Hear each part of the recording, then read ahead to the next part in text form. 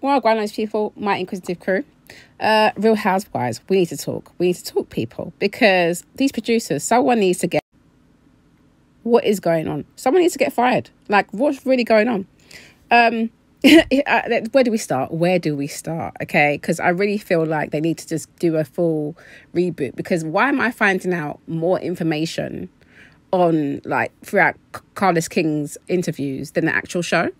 And I'm finding out about scenes getting deleted from Kenya. She's sharing stuff online. We're seeing other snippets where things are not being shown, like where there's an argument, it looks like, where Kenya's not very happy about something that's going on, and she's, you know, basically having some words with Sanya. Sanya's not happy about it. It goes back to Sheree. We didn't see that bit. We didn't see the Kenya's spa, her hair shop opening, which is very important part of the journey. She showed that they didn't show Brooklyn's party. Then we're finding out towards the end of the show that Sheree's dad has passed. We didn't know anything about that. There's no part in there that's showing us what happened there. Like, what the hell is going on? So I really feel like they could just get rid of the new additions. They need to bring back Portia, you know, give Cynthia her peach, you know, try to reconcile with Nene. That'd be wonderful. We know that's a long shot. But what about, you know, thinking about adding like Lisa Wu back? And what about maybe Eva, Marcel, and who else? I kind of agree with what Kenya and Carlos were saying, maybe even Claudia Jordan. Like, we need to kind of spice things up over here. But anyway, let's get on with the actual show itself. So Ralph. This man, this peanut-headed shaped man, he's just ridiculous. He just gives off the vibe that he doesn't even really like his wife at all. Like, what is his problem? Like, how are you moving out of your bedroom? Like, Lord have mercy. The movie is over, she's saying, and you're over there enjoying your time out at in your own room. And then when she brings up the whole Courtney situation and the fact that, you know, she's, you know, Courtney's called her a bitch, you just don't see it as an issue. Obviously, if your wife's upset, then maybe you should be just paying attention to that part.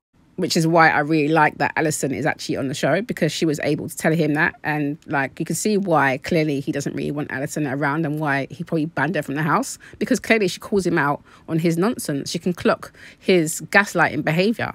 And it's just really embarrassing at this point. It's just like, why is it she's got to even tell you, like, it doesn't matter what she called her. If she doesn't like it, then at least, you know, try and be supportive. But, of course, you know, Ralph doesn't see any problems in what he's doing. He was too busy defending Courtney, and, you know, he just isn't feeling his wife. That's the vibe that he gives off.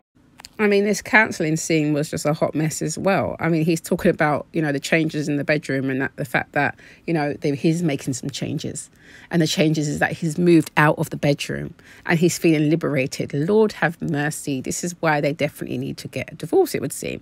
And you know, it just seems to me that the divorce couldn't come fast enough, because, you know, her son asking questions about why he's out of the room is understandable. He continues to gaslight her in that particular moment. And he just comes across as a bit, you know, selfish. And maybe he's a bit jealous of the spotlight that, you know, his wife is in, and he wants that spotlight, because he always seems to bring everything back to himself, even though he's trying to say, you know, oh yeah, moving out of the room is a solution. What solution to what? And how, you know, she's happier and he's happier. No, you're speaking for yourself. But yeah, it just made me laugh, because even the counsellor couldn't get a word in, and then he just seemed a little bit kind of perturbed by the behaviour as well, and we just said, yes, you guys need counselling. I'm thinking over here, no, you guys need to just keep going with the divorce. That's what really needs to happen. But, I mean, the one good thing is that actually he finally turned up to counselling, because he hasn't even been going, has he? Which is just shows you how much interest has in the marriage. Now, it was good to see the movie premiere for Candy's and Todd's movie, The Past. That looks like it's good. And they did it right. Do you know what I mean? Like, in terms of getting the movie together. They got the trailer ready so it could be featured in the show, which is good. Glad they didn't cut that out. You know, you get to show the movie premiere. Obviously, they've got celebrities there, so obviously that's good content for the show. And, you know, it's great that they were able to have the movie ready for when they, you know, for the final episode of the season. And so you could go and stream it. So that was great timing, you know, and that's something that I think, you know, Sheree was trying to do last year, but obviously the website issues, you know, meant that couldn't happen. Now, this particular scene made me laugh because I just thought, yes, Alison, because when Courtney came over to try and say hello to Alison, Drew's sister Alison was not having it. She kind of was not happy about the whole bitch comment, and so made the point, and they had a little chat about it. So I thought, well, that's fair enough. But for Courtney to turn around and talk about, oh, well, haven't you called her a bitch? That's her sister. You guys are not on the same level, so stay in your lane, okay? And that ain't got nothing to do with it, right? She can call her whatever she wants to call her, but at the end of the day, that's her sister. You are not. So that's as simple as that. And speaking of Courtney, I just think she's doing way too much. Why is she in the confessionals chatting like she's Ralph's side piece rather than his supposed to be distant cousin, or not even cousin? But I'm sorry, you're doing way too much for somebody that you've just met, and you are going to bat for them and saying highly inappropriate things about, yeah, maybe this is why she's pushing for an adoption. No, kids are off limit. Like, who are you and what are you doing? Even on, Candy Speak On It, I watched it before it got pulled off, and the way she was talking about the mental health situation with Alison was just highly, highly out of order. So that's why they had to edit it. To me, she was, implying that, okay, Drew's got her into situations where there's alcohol, and, oh, well, she kind of seemed normal, but blah, blah. So it's like, so do you think people with mental health are not normal people? So, it was just really a bit of a mess, that whole section of the interview, which is why obviously they had to edit it. I thought it was nice that Sheree popped in to see Drew and just try and support her, even though she was going for her own, really horrible situation of losing her dad. So I thought that was nice that they came together and were able to, show a bit of love to each other. So that was really nice. But onto this whole debacle with the divorce.